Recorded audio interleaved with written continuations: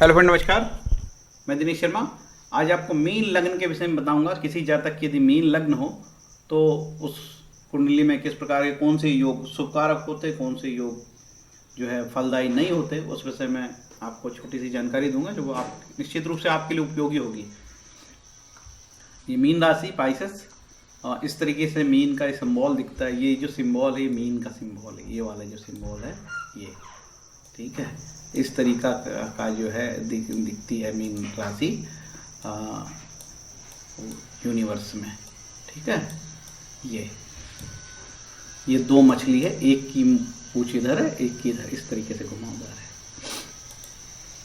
इसके पहले भी मैं मेष से लेके कुंभ तक वीडियो बना चुका हूँ। आपको यदि चाहे तो मेरे चैनल में जाके आप दे सकते हैं। मीन जो राशि है काल पुरुष की, ये पैर की को दर्शाती, नीचे पंजों को दर्शाती है, याद रहे, ठीक है। आगे चलते हैं। मीन राशि परस्पर मुख पुच्छ मिलित दो मछलियों के समान है। पुण्य स्थल तथा समुद्र में विचरती है। इसका निवास धार्मिक स्थलों, ईश्वर के मंदिरों तथा ब्राह्मणों के घर में होता है। मीन लग्न की कुंडली का एक सैद्धांतिक विश्लेषण है। किसी जातक को इसी प्रकार से कुछ होगा ऐसा नहीं सोचना चाहिए, क्योंकि सभी जातक की कुंडली अलग अलग होती है। मीन लग्न की कुंडली वालों के लिए याद रखना चाहिए कि जिसकी मीन लग्न है उसके लिए, उसकी मीन लग्न में मंगल, चंद्रमा, शुक्र शुभ कहलाते हैं। पाप ग्रह कहलाता शनि, शुक्र, सूर्य, बुध, गुरु, और मारक ग्रह कहलाता बुध, शनि, और योग कारक ग्रह चंद्रमा। मंगल, गुरु राजयोग कारक होते हैं, ठीक है। ये खास इसकी विशेषता है। आगे बढ़ते हैं। ये इस तरीके की मीन लग्न होती है। 12 नंबर, जिसकी यहाँ जो प्रथम भाव है, जिसको पहला केंद्र है, जिसको त्रिकोण भी कहा जाता है, यहाँ से चालू होता है ये पहला स्थान। एक से फिर 1, 2, इस तरीके से 11, और ये पूरे 12 भाव है। ये मीन लग्न कहलाई। किसी जातक की यदि मीन लग्न है तो उसमें गुरु महाराज जो है लग्नेश होने के कारण शुभ कहलाएंगे। चूंकि केंद्र का भी केंद्राधिपति दोष भी इनको लगेगा, क्योंकि गुरु महाराज यहाँ लग्नेश भी है और केंद्र के स्वामी भी है, तो गुरु को केंद्र का दोष लगता है। इसलिए इस कुंडली में लग्नेश होने के बाद भी गुरु दोषी है, सदोष, मतलब निर्दोष नहीं है, ठीक। लेकिन गुरु को समस्त प्रकार के दोषों से मुक्ति मिली है, ऐसा भी कहा जाता है, ठीक है। ऐसा सिद्धांत है। तो गुरु शुभ है, ये मान लीजिए, ये मान के चलिए। दूसरे स्थान पे है मकर राशि, मेष राशि, जिसका स्वामी मंगल है। मेष की मंगल की दूसरी जो राशि भाग्यस्थान पे बैठी है, अति शुभ स्थान है। तो मंगल यहाँ पे 9वें त्रिकोण का होने के कारण अति शुभ हो गया, ठीक। तीसरा स्थान इसका कहलाया, तो मंगल क्या कहलाएगा? मंगल योगकारी भी है और यहां से मार्केज भी है, तो सम मान लेते हैं। फिर भी 9वें होने के कारण योग कारक कहलाएगा, फाइनल योग कारक। तीसरा जो है सहज भाव, भाई का भाई भाव है, उपदेश का भाव है। यहां से शुक्र महाराज तीसरे स्थान पे, जो तीसरा स्थान बुरा स्थान है, इसको शुभ नहीं माना जाता है। और इस शुक्र महाराज इसके स्वामी हैं। इनकी शुक्र महाराज की दूसरी राशि यहाँ अष्टमेश में है, अष्टम स्थान पे, जो अष्टम स्थान बहुत बुरा माना जाता है, ठीक है। तो कुल मिला के मीन लग्न की कुंडली में शुक्र बहुत ज्यादा मारक है और बहुत बुरा है, राजयोग कारक नहीं है। इसके बाद आते हैं बुध। बुध इस कुंडली में 2 स्थान का स्वामी है बुध महाराज, एक तो चौथा और ये दूसरा छठवा। तो ये छठवा स्थान तो मारक कहलाया और ये जो स्थान है चौथा, ये शुभ कहलाया। तो और बुध को केंद्र का दोष भी लगता है। इसका मतलब बुध भी यहाँ पे केंद्र का दोष होने के कारण बुध यहाँ सम हुआ, ठीक है। मौके आने पे ये मारक बुरे भाव के भी फलित आएंगे, मौके आने से ये शुभ अच्छे भाव के भी फलित आएंगे। चौथा, 5वां भाव चलते हैं। 5वां भाव में चंद्रमा महाराज है। चंद्रमा महाराज जो है इस कुंडली में अति शुभ है, बिल्कुल, बहुत, इसमें कोई डाउट नहीं है, चंद्रमा बहुत शुभ है, ठीक है। तो चंद्रमा का भी किसी भी ग्रह के साथ योग होगा, ये या मंगल का योग होगा, तो वो अति शुभकारी होगा। तो मंगल में तो थोड़ा बहुत दोष हो सकता है, क्योंकि ये तीसरे स्थान के भी स्वामी है, लेकिन चंद्रमा में कोई दोष नहीं। चंद्रमा बहुत योग कारक है इस कुंडली में, याद रहे। आगे चलते सूर्य। सूर्य षष्ठेश होने के कारण अपनी शुभता खो चुके हैं। सूर्य से हमको इस मामले में कोई उम्मीद नहीं करनी चाहिए। अपवाद मामले में हो सकता है सूर्य कहीं पे नीच के हो जाए, यहाँ नीच के हो जाए तो अलग फलित देंगे फिर वो, है ना। आगे चलते हैं। छठा स्थान की बात हो चुकी है, बुध यहाँ पे शुभ नहीं है इस कुंडली में, ठीक है। सातवें स्थान की भी बात हो चुकी है, शुक्र महाराज अष्टमेश होके मीन लग्न की कुंडली में सबसे ज्यादा बुरा है तो शुक्र ग्रह कहलाता है, ठीक है। इसके बाद 9वें स्थान की बात हो चुकी है, ये त्रिकोणेश होने से बहुत शुभ है। 10वें स्थान में गुरु महाराज जो शुभ है, लग्नेश भी हैं। ये दोनों का यदि कोई स्थान परिवर्तन होगा तो बहुत ही योग कारक है। कैसे देख लेते हैं, चलिए। ये गुरु महाराज यहाँ पे और मंगल महाराज यहाँ पे, तो इस प्रकार से कोई युति हो जाए, यदि यहाँ युति हो जाए दोनों की, ठीक है। यदि युति नहीं हो रही तो चलो दृष्टि हो जाए यहाँ, यदि मंगल यहाँ है ये चलो यहाँ मंगल यहाँ, इस प्रकार से कोई भी हो। यदि यहाँ पे गुरु है और यहाँ पे बैठ गए है तो इस प्रकार का युति हो जाए, ठीक है। या दोनों की युति यहाँ हो जाए, यहाँ हो जाए युति तो योगकारी है। हो सकता है धन स्थान भी युति हो जाए तो भी योगकारी है। लेकिन केंद्र त्रिकोण में जो युति होती है सबसे शुभ वाली वही होती है, ठीक है, कि उनका किसी स्तर से 9वें या 10वें से संपर्क हो तो राजयोग कारक है। ये कब होगा, जब गुरु की महादशा या मंगल की अंतर्दशा या मंगल की महादशा और गुरु की प्रत्यंतर दशा आएगी, तब ये फलित इस प्रकार का राजयोग होगा। तो 9 तक आ गए। अब 11वें स्थान पे लाभेश है। ये लाभेश 11वां स्थान बहुत बुरा कहलाता है और इस कुंडली में शनि बहुत बुरा है। शुक्र के बाद शनि बहुत बिगड़ा है इस कुंडली में, ठीक है। तो इस कुंडली में दो, एक तो शुक्र बहुत खराब है, दूसरा शनि बहुत खराब है।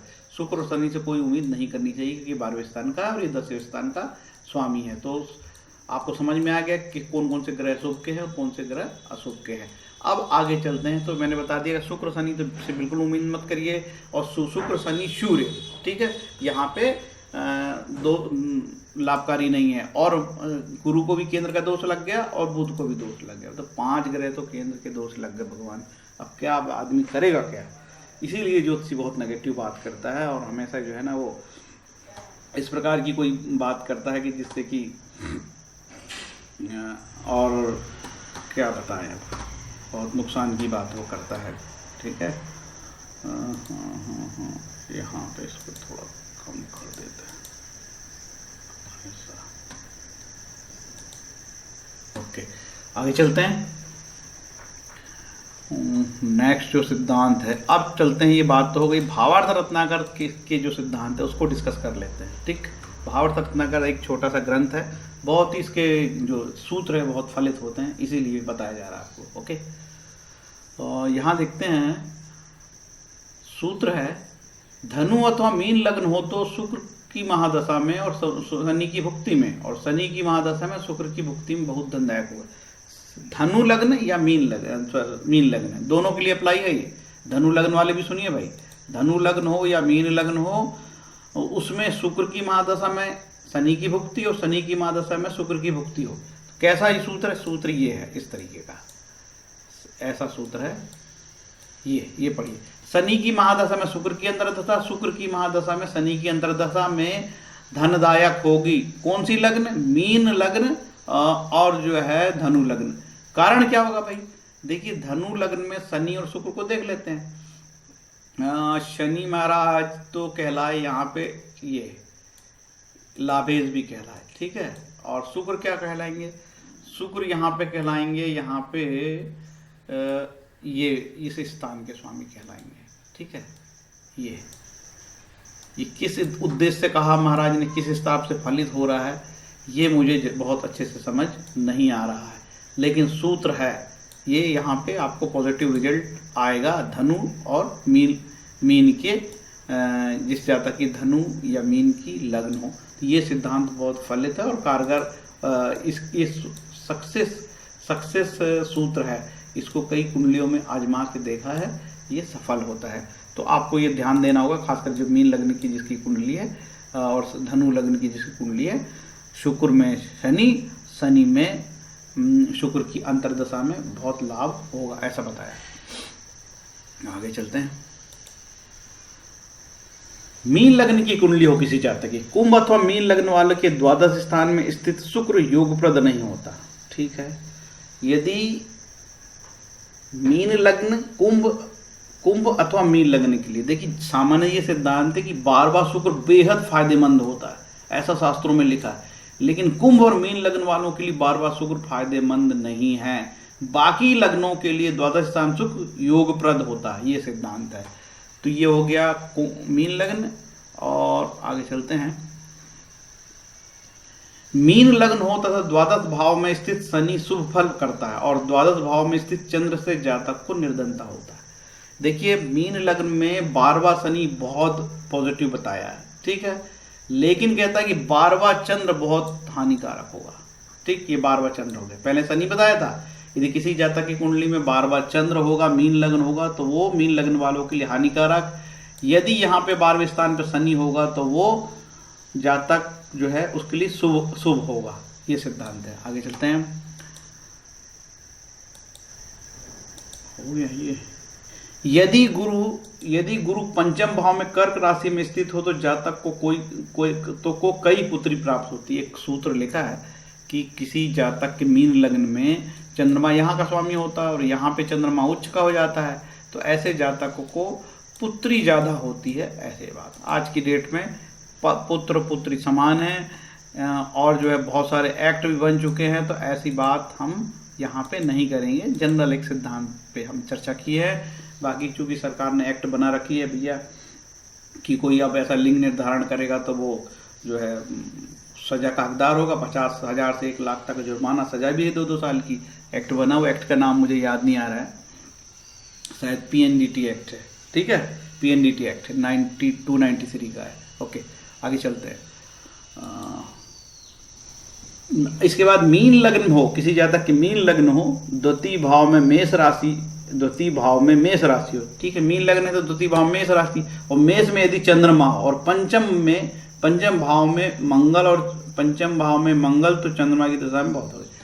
यदि किसी जातक की मीन लग्न हो तो द्वितीय स्थान में मेष राशि का चंद्रमा हो और मंगल 5वें स्थान पे नीच का हो, मंगल कर्क राशि में नीच का होता है, हो तो चंद्रमा की दशा में धन की प्राप्ति होगी। ऐसी दशा में जब चंद्रमा की दशा आएगी, मतलब महादशा या उसकी अंतरदशा आएगी, तो धन की प्राप्ति होगा, ऐसा सूत्र बताया है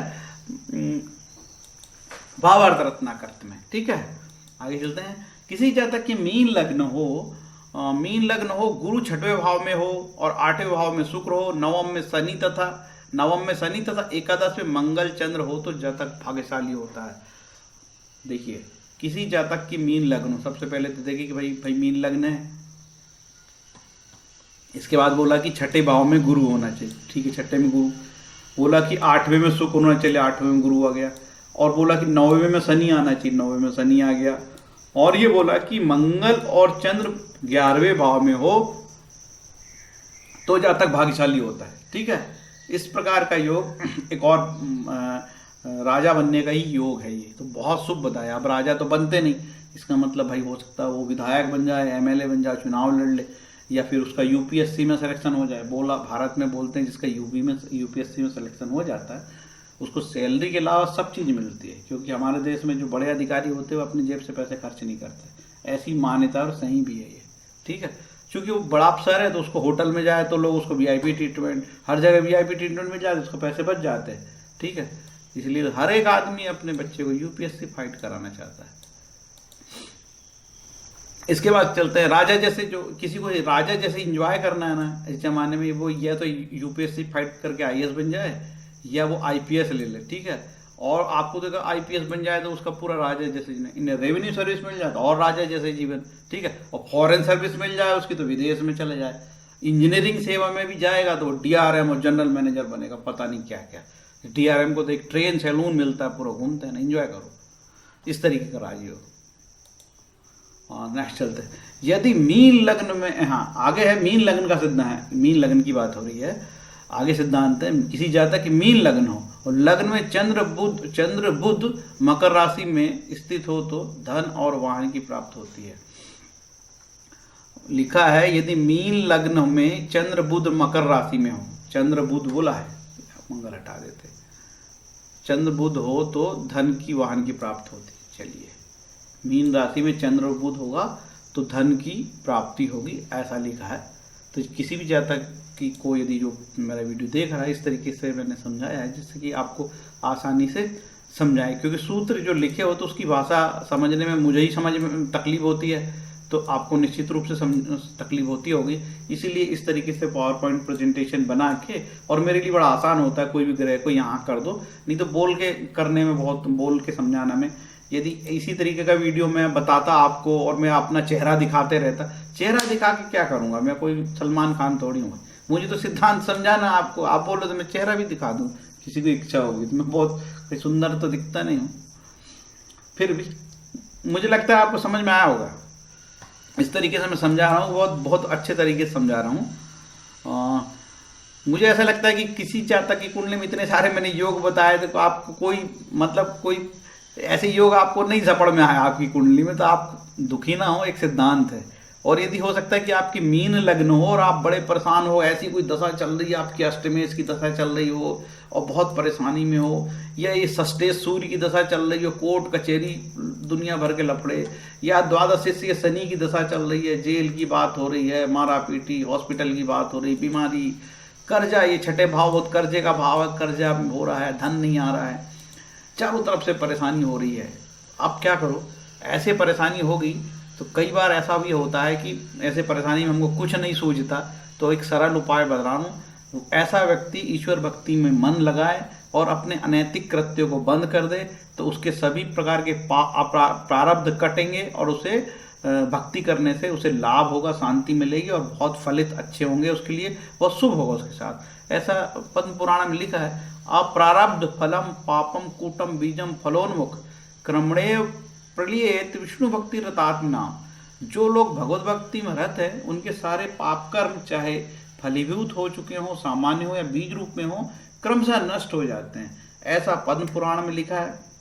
ठीक है, आपको इसका रेफरेंस चाहिए पर्टिकुलर, तो जब मैंने इसको पद्म पुराण में देखा तो ये पद्म पुराण गीता प्रेस की है, उसमें ये श्लोक खोजने मुझे बहुत तकलीफ हुई, मिला नहीं मेरे को, मैंने बहुत खोजा, नहीं तो रेफरेंस देता कि पद्म पुराण में भी किस पेज में लिखा है। ठीक है, अब वो गीता प्रेस की पद्म पुराण है, पद्म पुराण बहुत मोटी है, जैसे स्कंद पुराण बहुत 4-4, 6-6 वॉल्यूम में है, तो उसमें श्लोक दिए नहीं थे और नीचे कुछ दिए तो खोजने में बहुत समय लग रहा था, लेकिन मैंने एस्कॉन की गीता में ही छपा, अध्याय 9 श्लोक नंबर 2 में मिल जाएगा आपको, हिंदी में या अंग्रेजी में उसी में मिलेगा, अध्याय चैप्टर 9 श्लोक नंबर 2। ठीक है, 9-2 गीता एस्कॉन।